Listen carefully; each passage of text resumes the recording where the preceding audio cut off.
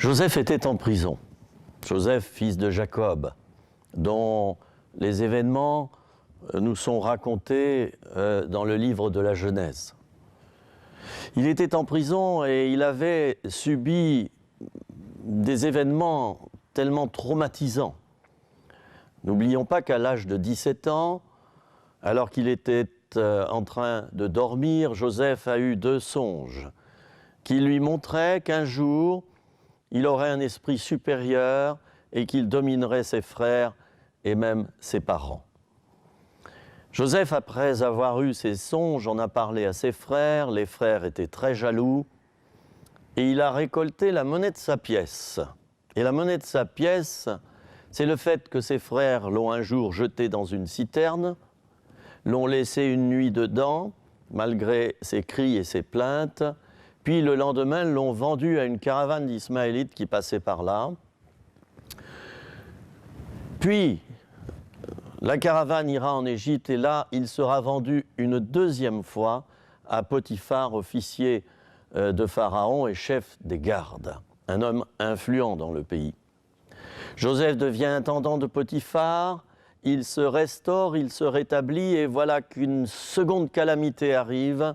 Il est accusé de viol alors qu'il n'a rien commis et il est jeté dans la prison du roi, là où on renfermait ceux qui avaient commis des délits ou des crimes dans l'exercice de leurs fonctions au service du roi, de Pharaon donc. Joseph est dans la prison et les textes nous disent que la bénédiction est sur lui, comme dans la maison de Potiphar. Il est béni, toute la prison est bénie au point que le chef de la prison ne veut rien entendre parler au sujet des activités de Joseph. Il le libère, il lui fait confiance. Je pense même peut-être, et c'est même sûr, que Joseph avait le trousseau de clés des différentes parties de la prison où ces hommes étaient renfermés. Alors Joseph en est là, le temps s'écoule très lentement en prison, Joseph prie, c'est un homme de Dieu, il s'appuie essentiellement sur son Dieu et il sait que rien n'est vain avec Dieu. Alors Joseph est au service des autres personnes qui sont détenues dans la prison de Pharaon. Non seulement il les sert, mais en plus il les gouverne un petit peu, il les dirige. Et puis voilà qu'un jour, un événement se produit dans la prison. Le chef des échansons de Pharaon en vient à être incarcéré. Le chef des panetiers de Pharaon également, le même jour, est jeté dans cette prison. Le panetier, c'est celui qui sert le pain au roi. L'échanson, c'est celui qui sert le vin. Nous avons là un petit peu la préfiguration de la Sainte Seine. Et là, en prison, Joseph vient voir ces 2 hommes, et puis il va leur poser des questions. Mais qu'est-ce que vous avez fait pour être jeté en prison? Alors, il y a une grande discussion. Et puis le temps passe un petit peu, Joseph console ces 2 hommes, qui viennent un jour le trouver en lui disant « Joseph, il y en a un des 2 qui dit « J'ai eu un songe ». Voilà. Et il lui raconte le songe qu'il a eu. Et puis l'autre homme, donc le chef des panetiers, lui dit « Mais moi aussi, j'ai eu un songe cette nuit et je t'en donne l'explication. » Joseph, qui est un homme de Dieu, sait interpréter les songes. De même que Daniel, d'ailleurs, à une autre époque, qui était un prophète de l'Éternel. Alors, Joseph va donner l'interprétation des songes et va dire, toi, les chansons, eh bien, tu sais, voilà, encore 3 jours, et Dieu va te réhabiliter et tu serviras à nouveau le vin au roi. Mais toi, le chef des panetiers, dans 3 jours, eh bien, Pharaon va te pendre et les oiseaux vont dévorer ta dépouille. Joseph se dit, c'est peut-être là l'occasion pour moi de faire du chef des échansons du roi un avocat auprès de moi. Souviens-toi de moi, lui dit-il. Souviens-toi de moi. Et puis, tu vas parler en ma faveur à Pharaon, tu vas me faire sortir de cette prison, parce que moi, je n'ai rien fait pour être en prison. » Joseph est tout d'un coup rempli d'espérance et il se dit « Ça y est, c'est peut-être la fin. C'est la fin de mon bagne, c'est la fin de mon incarcération, de mon séjour en prison. » Eh bien, pas du tout. Les deux hommes vont être appelés par Pharaon 3 jours plus tard, comme Joseph l'avait prédit. Le chef des échansons va être réhabilité dans sa fonction. Le chef des panetiers va mourir. Mais rien de nouveau n'arrivera dans la vie de Joseph. Il est oublié et il moisit en prison. Alors Joseph attend. Il attend indéfiniment en prison. Des mois passent. Il avait eu l'espoir que le chef des échansons plaide sa cause auprès de Pharaon. Les hommes sont décidément bien décevants, pense Joseph. 2 années vont s'écouler ainsi. 2 années sans qu'aucun événement nouveau se passe. Joseph regarde la pendule de son âge et se dit « Je vais bientôt avoir 30 ans. Je suis toujours célibataire. Je suis en prison. Ma réputation est anéantie, elle est foutue. Plus rien de bon n'arrivera désormais. J'ai été esclave, détenu. Dieu pourra-t-il encore faire quelque chose de ma vie ? » Il réfléchit, Joseph. Mais il garde un secret espoir. Et chers amis, j'ai quelque chose d'important à vous dire, à vous qui avez perdu toute espérance. Il y a toujours un coin de ciel bleu quelque part. Tant que Dieu est présent dans notre vie, il y a de l'espoir, même si tout est anéanti, même si nous vivons au milieu des décombres, même si notre réputation a été taillée en pièces, même s'il nous semble que nous n'avons plus d'avenir, sachons dire à nos pensées, c'est du mensonge. Dieu est là, Dieu est le Dieu de l'impossible, et ce qui est impossible aux hommes est possible à Dieu. Sachons confesser la parole de Dieu. Sachons insister et maintenir notre confiance coûte que coûte en un Dieu fidèle, miséricordieux, compatissant, qui sait faire des miracles. Joseph, dans l'Ancien Testament, est un homme qui croit aux miracles. Et il fait bien de croire aux miracles. Parce que, et nous allons l'étudier dans quelques minutes, il se produit un événement au bout de 2 ans qu'il est en prison. C'est que Pharaon, à son tour, a des songes. Oui, il a des songes. Il voit 7 vaches maigres qui sortent d'un fleuve et qui se tiennent sur la rive. Et puis ensuite, 7 vaches grasses qui sortent du fleuve et qui se tiennent sur la rive à côté des vaches maigres. Et il voit ces vaches maigres manger les vaches grasses. La même chose avec un épi. Il y a cette même vision, ce même songe. Et le Pharaon est tout pensif, se réveille le matin et se dit « Mais qu'est-ce que je vais faire de ça ?» Alors suite au songe qu'il a eu, Pharaon décide d'agir. Il fait appeler les magiciens et tous les sages qui sont en Égypte. Et il leur demande d'interpréter les songes qu'il a eus. « Je suis prêt à payer très cher celui qui me donnera la révélation de ces songes. » Et à l'époque, les Égyptiens, eh bien, ils croyaient dans la réception de ces choses qui viennent de l'au-delà. Ils voulaient absolument savoir ce qu'ils devaient en penser.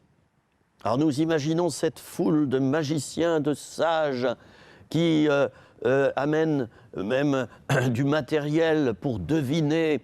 Ils font des sacrifices d'animaux, ils ont des plantes, ils ont des poudres, et puis ils utilisent tous ces artifices, ils mettent un feu à l'intérieur et ils essaient de deviner.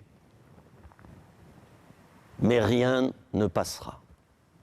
Aucune interprétation n'est donnée à Pharaon. qui est très en colère, tellement en colère que les chansons du roi, qui avait été en prison avec Joseph, va parler à Pharaon. Il a peur de le mettre en colère, Pharaon, parce que c'était chanson, il va être obligé de rappeler les fautes anciennes pour lesquelles il avait été jeté en prison. Alors tout timide, il parle à Pharaon et il dit « Pharaon, j'ai quelque chose à te dire, pardonne-moi de rappeler mes fautes passées, mais quand j'étais en prison, eh bien, j'ai rencontré un jeune homme qui s'appelle Joseph et qui est encore en prison. J'ai eu un songe et cet homme, Joseph, il a su donner l'interprétation du songe. Et il m'a dit que 3 jours plus tard, tu me réhabiliterais dans ma charge des chansons. Et ça s'est vraiment passé, Pharaon. Cet homme est crédible, tu devrais le faire appeler. Je suis sûr que lui, il saura interpréter le songe que tu as eu.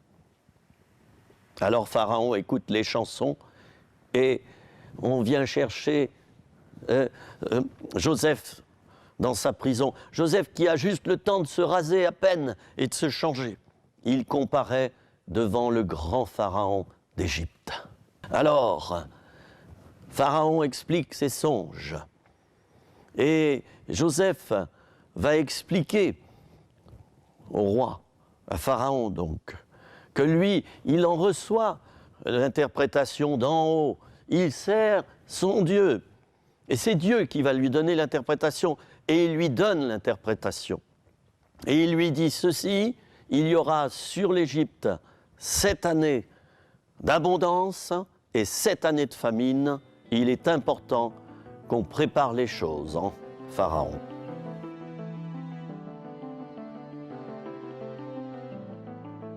Joseph parle à Pharaon et voici maintenant le texte biblique qui relate cet événement. Il est situé dans le livre de la Genèse au chapitre 41 et au verset 29. Voici, dit Joseph à Pharaon, il y aura 7 années de grande abondance dans tout le pays d'Égypte. 7 années de famine viendront après elles.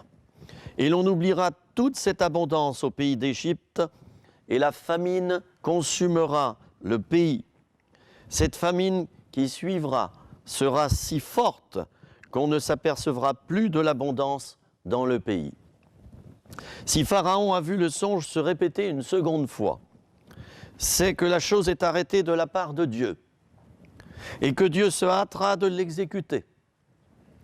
Maintenant, que Pharaon choisisse un homme intelligent et sage et qu'il le mette à la tête du pays d'Égypte, que Pharaon établisse des commissaires sur le pays pour lever 1/5 des récoltes de l'Égypte pendant les 7 années d'abondance, qu'il rassemble tous les produits de ces bonnes années qui vont venir, qu'il fasse sous l'autorité de Pharaon des amas de blé, des approvisionnements dans les villes, et qu'ils en aient la garde. Ces provisions seront en réserve pour le pays, pour les 7 années de famine qui arriveront dans le pays d'Égypte, afin que le pays ne soit pas consumé par la famine. Ces paroles plurent à Pharaon et à tous ses serviteurs. Pharaon dit à ses serviteurs, « Est-ce que nous trouverions un homme comme celui-ci, ayant en lui l'Esprit de Dieu ?» Et Pharaon dit à Joseph, « Puisque Dieu t'a fait connaître toutes ces choses, il n'y a personne qui soit aussi intelligent et aussi sage que toi. Maintenant, je t'établis sur ma maison, et tout mon peuple obéira à tes ordres.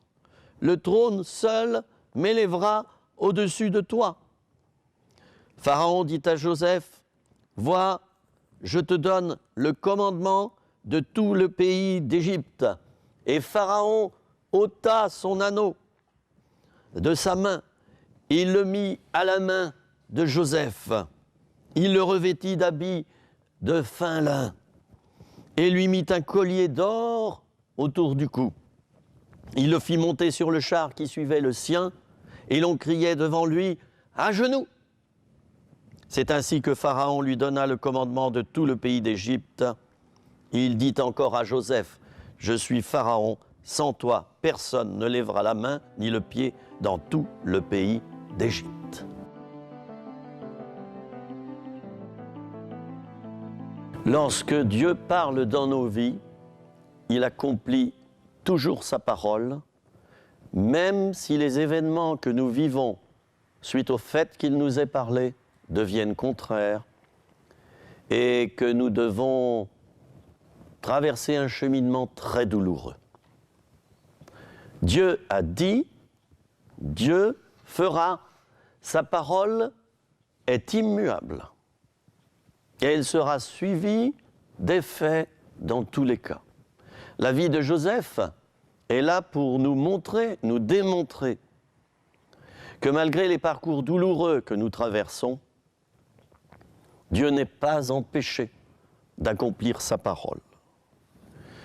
Joseph sera vendu 2 fois. Il sera mis en prison injustement. Il vivra en tout 13 années d'humiliation, depuis l'âge de 17 ans, où il est vendu par ses frères, et l'âge de 30 ans où il comparaît devant Pharaon et où il devient Premier ministre d'Égypte.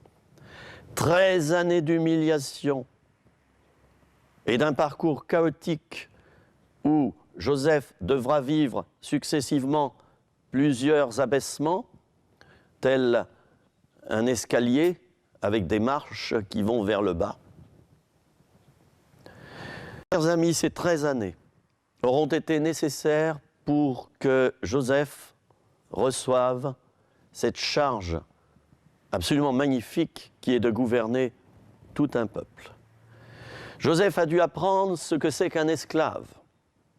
Joseph a dû apprendre ce que c'est qu'une personne détenue. Joseph a dû apprendre ce qu'est l'humiliation, le rejet, l'abandon. Et parce que Joseph a fait partie du peuple égyptien pendant tant d'années, il était en formation. Il saura ensuite, après avoir vécu dans la souffrance de son peuple, au milieu des souffrances de son peuple, eh bien, Dieu jugera que Joseph est mûr, qualifié, formé pour ensuite gouverner le pays. Sachons, voir dans tous les événements traumatisants de nos vies une formation que Dieu nous fait parcourir quelquefois pendant des années et parce qu'il veut nous confier beaucoup. Sachons remercier Dieu pour ces années d'abaissement, après quoi d'ailleurs viendra l'élévation. 13 années d'humiliation, mais ce n'est pas tout. Il faudra 22 années, et nous allons le voir dans la suite de notre émission, 22 années pour que Joseph voie la réalisation des songes qu'il avait reçus à l'âge de 17 ans.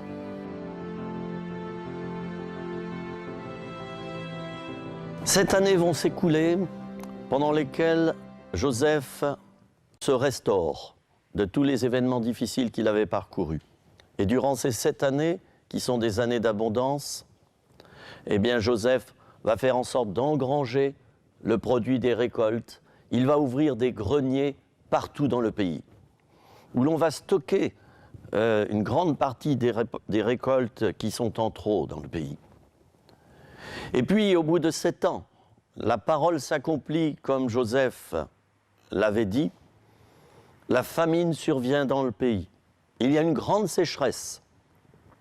On n'a plus de récoltes.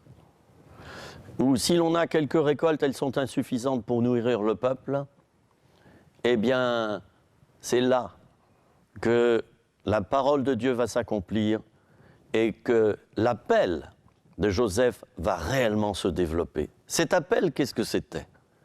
C'était de devenir le sauveteur du peuple d'Israël, non pas le sauveur, parce que le sauveur avec un grand S, c'est Jésus qui le sera beaucoup plus tard. Joseph deviendra le sauveteur de son peuple, qui lui aussi subit la famine en Israël.